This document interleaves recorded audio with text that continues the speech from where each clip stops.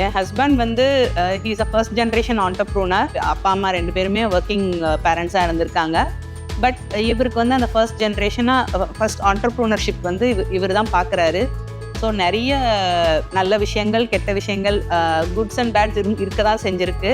நிறைய டெசிஷன்ஸ் தப்பாக எடுத்திருக்காரு, நிறைய டெசிஷன்ஸ் ரொம்ப சரியாக எடுத்திருக்காரு. ஆனால் வந்து இஸ் ஒர்க்கிங் வெரி ஹார்ட். நம்ம நல்லா கொண்டு வரணும், நம்ம கஸ்டமர்ஸ்க்கு வந்து அவங்க கேட்குறத நம்ம கொடுக்கணும் அப்படிங்கிறதுல குவாலிட்டி எல்லாமே வந்து நம்ம மாதிரி பெஸ்ட்டாக இருக்கணும் அப்படிங்கிறது ரொம்ப கான்ஃபிடென்ட்டாக இருக்காரு. ஒரு ஒர்க்கர் ஓனர் ரிலேஷன்ஷிப்னு இல்லாமல் he is friendly with every one.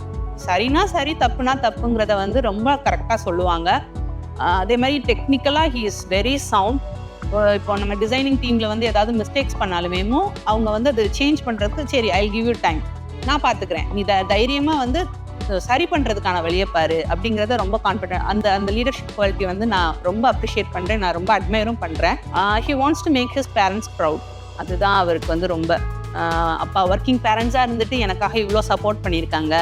அவங்களுக்கு வந்து நான் நல்லா வந்துட்டேன், நான் வந்து நல்லா even though I am first generation entrepreneur, நான் நல்லா பண்ணியிருக்கேங்கிறத வந்து அவர் காமிக்கணும்னு is moving towards that goal.